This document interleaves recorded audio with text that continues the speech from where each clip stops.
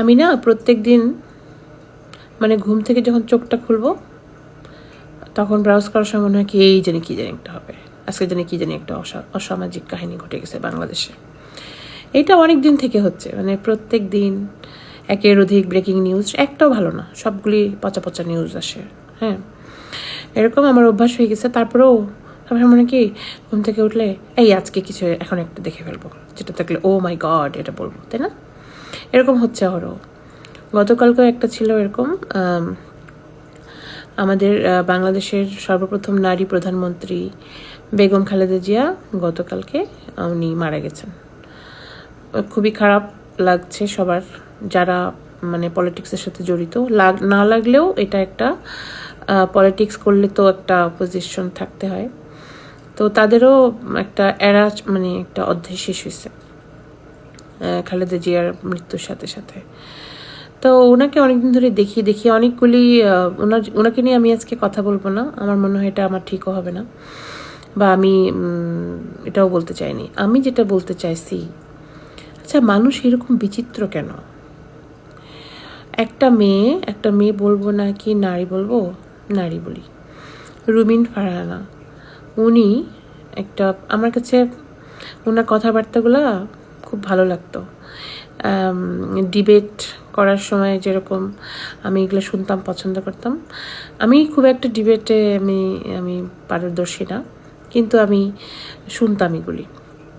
তা আমি রুমিন ফারহানার, আমি তো অনেকদিন থেকে বাইরে, আমি বাংলাদেশের সংসদে উনি কী বক্তৃতা দিয়েছেন এটা আমি শুনিনি, কিন্তু আমি ওনার ইউটিউব থেকে, ওনার পলিটিক্যাল তারপরে চ্যানেলে বা যে কোনো চ্যানেলের ওনার কিছু হলে আমি এটা দেখতাম। যদিও উনি অনেক সময় আমি যেসব মানে ওনার মতন করে উনি পলিটিক্যাল কথাগুলি বলতেন, সেটা ওনার স্বাধীনতা ছিল।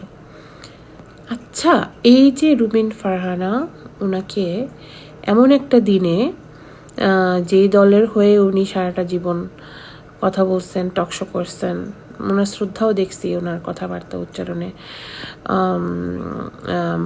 বেগম খালেদা জিয়াকে নিয়ে। তো আমি ওনাদের দলের আদর্শে বিশ্বাসী না, তারপরেও আমি আমার মতামতটা আমি দিচ্ছি, এটা আমি আমার জন্য আর কি। আমি কোথায় বলবো কথাগুলো, মানে আমি তো আর পলিটিশিয়ান না যে কেউ আমাকে ডেকে ডেকে পলিটিক্সের কথা জিজ্ঞেস করবে। তা আমার মতন সাধারণ মানুষ যারা একটু পলিটিক্সের কথা বলতে চায়, তারা আর কোথায় বলবে? তো এখানে আমি দেখছি যে আমাকে অনেক মানুষ মনে করে না, আমাকে না, মানে ওরা অনেক সুন্দর করে কথা বলে, তাই জন্য আমি ওদের জন্য এটা আমি মাঝে মাঝে লিখি অনেক কিছু। তো আমার কাছে মনে হচ্ছে কি যে আচ্ছা মানুষ এরকম কেন করবে? আর ওনাকেও হয়তো বা ওদের পলিটিক্যালি অনেক কিছুর কারণে ওর পছন্দ ছিল না, তাহলে ওনারা কয়েকদিন পরে করতে পারতো। মানে বেগম খালেদা জিয়া যেদিন মারা গেলেন ওই দিনই এরকম করতে হবে? আর কাকে কাকে বের করে দিয়েছে আমি জানি না, হয়তো আমি চিনবও না সবাইকে, কিন্তু ইনাকে কিভাবে বের করে দিল? মানুষের এরকম খারাপ মানুষ, আসলে আমার মনে হয় কি বাংলাদেশিরাই বেশি খারাপ। হ্যাঁ, বাংলাদেশিরা তো খারাপ, নাহলে এরকম বড় বড় ক্রাইম করে, এরকম গালিগালাজকে গুলিকে প্রতিষ্ঠিত করে বক্তৃতা কি করে দেয়? বক্তৃতা পর্যন্ত গালিগালাজ চলে গেছে। কারা দিচ্ছে আপনারা ভালো করে জানেন। কুলাঙ্গারদের নাম আমি আমার মুখে নিই না, আমার মুখটা অনেক নষ্ট হয়ে যায় এদের নাম নিলে। তো যাই হোক, মাঝে মাঝে বিরক্ত লাগে আর কি। হ্যাঁ, বিরক্ত লাগে, এই সমাজটা তো পুরো নষ্টভ্রষ্ট হয়ে গেছে এই জন্য। আর যেটা বলতে চাইতেছিলাম যে রুমিন ফারহানের জন্য আমার খুব খারাপ লাগছে। কেন এই মানুষটা একটা দল থেকে এইরকম সময়, যখন উনি যাইতেও পারবে না, যে বেগম খালেদা জিয়ার ওখানে ওনাকে কেউ সম্মানও করবে না, আর মানে মানুষ তো খুবই অসম্মান করে মানুষকে, বাংলাদেশের বিশেষ করে ঠেলা ঠেলি, মানে রাজনৈতিক যারা ভালো নেতা তারা তো ঠিক আছে, কিন্তু অনেক মানুষ আবার হিংসা করে, যেতে দেয় না এসব জায়গায়। এখন এত সুন্দর করে কথা বলতো, দেখতেও কত সুন্দর, স্মার্ট, শিক্ষিতা, এরকম একটা মানুষের সাথে দেখেন কীরকম একটা ব্যাপার করলো।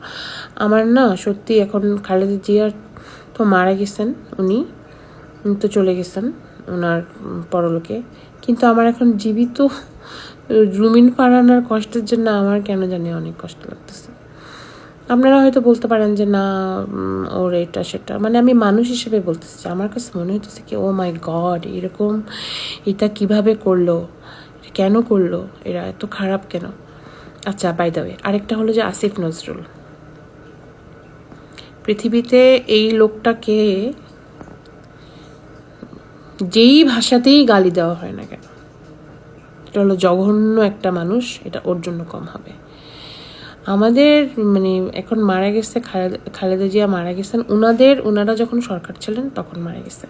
সেনাকুঞ্জে কী কী মানুষ বলতেছে, আমিও কয়েকটা নিউজ পড়ছি। সবগুলি তো আর গুজব হয় না, তাই না? তো এখন আসিফ নজরুল এত ন্যাস্টি একটা কথা বলছে আমাদের নেত্রীকে নিয়ে, আর এরকম করে বলছে। আর আসিফ নজরুলের আগের অনেকগুলো তো ভিডিও আসেই, ও আমাদের প্রধানমন্ত্রী বঙ্গবন্ধুর কথা বলে বলে ও একদম কান্নাকাটি করে শেষ করছে। মানে দেখেন, রিয়েল লাইফে তো অ্যাক্টর অ্যাক্ট্রেসরা থাকে, ওরা থিয়েটারে যায়, অ্যাক্টিং করে, বা এটা একটা আলাদা স্কিল শিল্পের, যেটা সবারই থাকে না।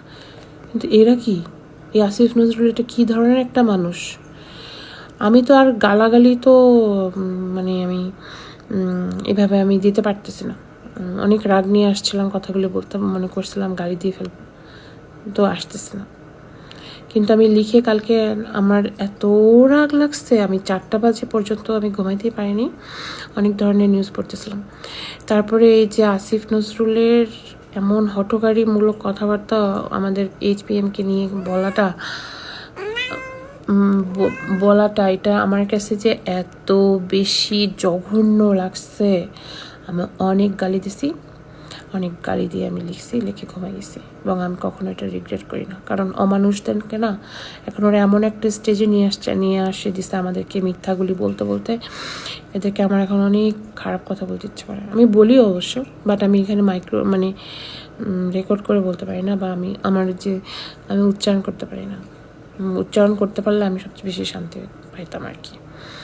তো এইগুলোই আমার কাছে বলার ছিল, যে এত জঘন্য মানুষ মেন্টালিটি আমাদের দেশের মানুষের, এটা আমার মনে হয় না অনেক। হ্যাঁ, আমার বিড়ালটাও কথা বলতে চাই। তো আমার বিড়ালটা আমার সাথে এগ্রি করতেছে, ঠিক আছে। এই যে বাংলাদেশের বেশিরভাগই বাঙ্গুরা খুব খারাপ দেখে, অনেক খারাপ। আর একটা পোস্টে যে গালিগালাজ করে, এখন তো অনেক গাছও হয়ে গেছে, অনেক গালিগালাজ খাইছি, আমি নিজেও অবশ্য দিই, কিন্তু ওগুলো গালি হয় কিনা আমি তাও জানি না। তো যাই হোক, আসিফ নজরুল ওই লোকটাকে আপনাদের মনে রাখতে হবে, ঠিক আছে। আমাদের তো ভুলে যাওয়ার স্বভাব আছে, তাই না? এত বড় একটা ইয়ে থাকে, মন থাকে আমাদের, সবার অপরাধ ক্ষমা করে দেবো, ভুলে যাবো। আমি একটু ভুলে যেতাম, কিন্তু আমি এখন আর ভুলে যাই না। আমি সব শত্রুদের কথা মনে রাখছি, যারা যারা শত্রুতা করছে, পার্সোনাল লেভেলেও তো করছে আমাদের। আমি এটা আরেকদিন বলবো, এই পার্সোনাল লেভেলে মানুষগুলো কি করছে আমাদের সাথে, ঠিক আছে। আমি কাউকে দেখতে পারি না, আমার দেখতে ইচ্ছা করে না মানুষকে। সবগুলাকে দেখলে মনে হয় সবগুলা হলো 2 নম্বর বাটপার, ভিতরের মধ্যে অনেক অনেক খারাপ আছে, অনেক অ্যাডভান্টেজ নিছে না, তারপরে সবাই সব দিকে এরকম করছে, তাই না? খুব জঘন্য।